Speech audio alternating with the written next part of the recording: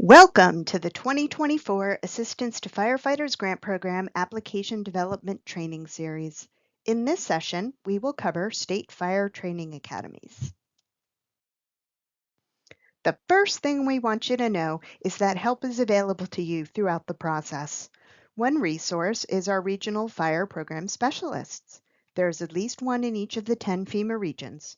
The URL here will take you to the website to view their contact information.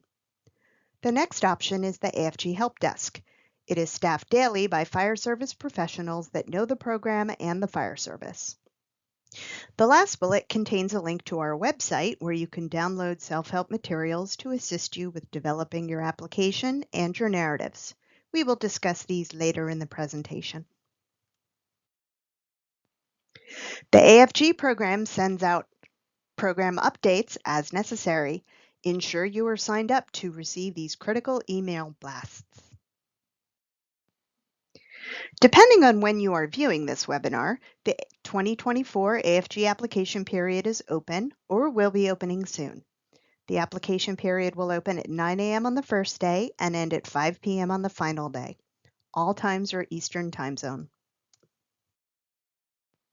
Today's program is primarily comprised of an overview of the State Fire Training Academy component of the program. The fire grant programs have three parts. First is the Assistance to Firefighters Grant, which is what we're discussing today.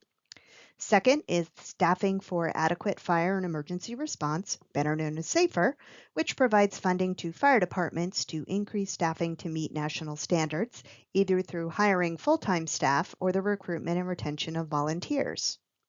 Fire Prevention and Safety is the third program that provides funding to bolster fire prevention activities within a municipality. It also has a research and development component that funds studies which could impact the fire service and firefighter safety. Below each program is the funding that Congress has appropriated for fiscal year 2024. Initially, both AFG and SAFER are equally funded at $324 million. However, 10% of the funds allocated to AFG are used to fund the Fire Prevention and Safety Grant Program. Let's discuss what is new for AFG in 2024. Language was added to clarify ineligible items under the Wellness and Fitness activity. We discussed those in the Wellness and Fitness modifications to facilities and training session. For state fire training academies, language was added to clarify eligible costs with respect to the repair of training props. Under the equipment activity, the other EMS equipment line item was replaced with several specific items which were then prioritized high, medium, or low. Please watch our equipment and PPE training session to learn more. The set-aside for state fire training academies is 3% of the AFG appropriation, which is $874,800 for fiscal year 2024. State fire training academies are limited to a $500,000 federal share. Every state fire training academy in the nation, with the exception of a couple states, has a 15% cost share, which if you are asking for the full $500,000, your cost share would be $75,000. Therefore, the total amount of funds that could be requested in your application is $575,000. There is no limit on how much of your own funds can be applied to your project. In this section, we'll discuss some considerations for developing your application. State fire training academies are limited to one application per state and can be within the areas of equipment, PPE, or you can request a vehicle. In the application, we will ask you to summarize your training activities for the last 3 years. Since the application period is starting in October 2024, we'll be looking for data from 2023, 2022, and 2021. Here's a list of questions asked in this section of the application. You will be asked to provide the total number of vehicles that you operate in each of the vehicle classes listed.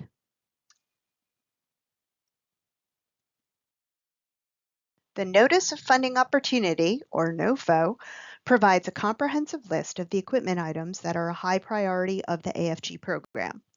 You may be aware that there were some major changes to the equipment priorities for fire departments this year, but those changes will not affect the priorities for state fire training academies. The program will not fund construction-related activities. However, mobile training facilities and prefabricated buildings installed on prepared sites are allowable. Simulators and props are a high priority of the program, but must be manufactured to the appropriate standards.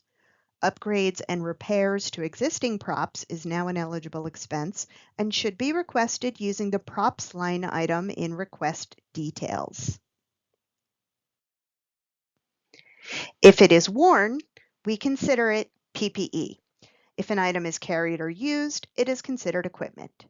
Items that are associated with PPE and SCBA requests, such as air refill compressor cascade systems, PPE washers, and RIT packs, are considered equipment if they are being requested as a standalone item. However, if you are requesting PPE or SCBA and also need one or all of these items, you can request them within your PPE SCBA request using the additional funding line item from the drop-down menu within the request details. High priority for PPE are those requests to replace PPE that is 10 years or older, gear that is damaged or unrepairable, or for instructors that currently do not have gear. Requests can be made for each PPE component individually or as a complete set.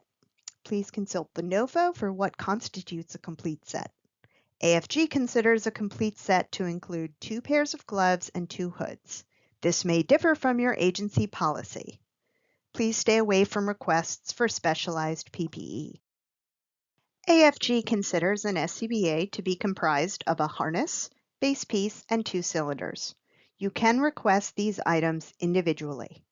If you're just requesting the harness, you'll need to use the regular SCBA line item and specify you only need the harness in the project description. High priority for SCBA is the replacement of SCBA that is 10 years old or older and compliant with the 2007 edition of NFPA 1981 or older. You must certify that your staff are trained or will be trained in the use of the equipment or PPE that you request. State fire training academies often have unique apparatus needs, and requests should be tailored to meet those needs. However, we often get requests for front-end loaders and bulldozers, which are construction related and are not eligible to be requested through this program. Here's a list of resources that can be found on our website. Some of what you'll want to consider for the purposes of planning and preparation are the application checklist, which provides you with all the information you'll need to compile a large majority of the application. The next valuable resource is the self-evaluation sheets. There are 2 of these, one for regular operations and safety, and the second for a vehicle acquisition request. The self-evaluation sheets provide you with the exact criteria that the panelists will be reviewing your narrative with.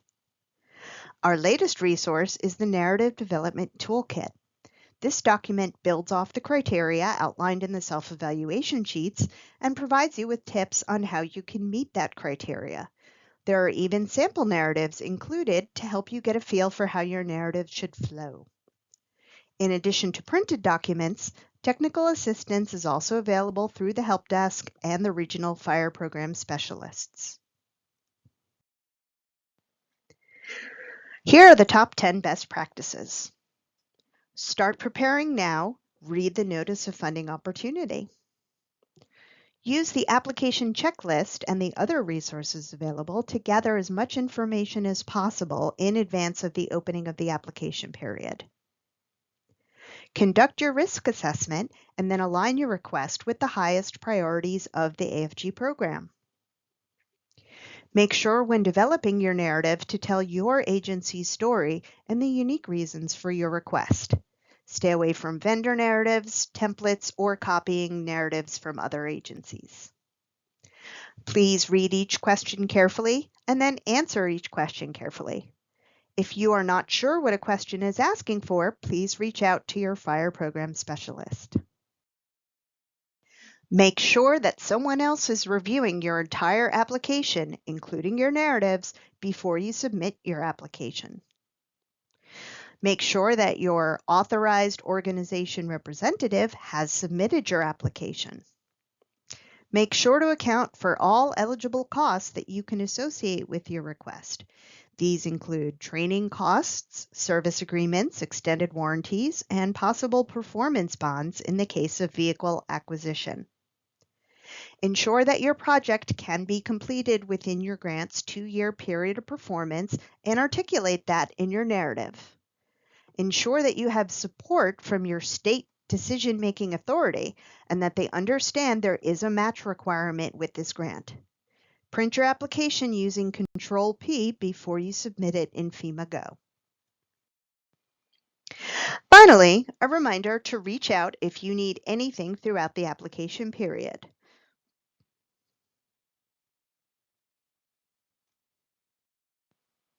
Thank you for taking the time to view this session and for your interest in the 2024 Assistance to Firefighters Grant.